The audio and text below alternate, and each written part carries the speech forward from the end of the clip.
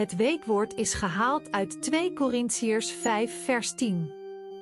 Wij moeten alle voor de rechterstoel van Christus openbaar worden. 2 Korintiërs 5 vers 10.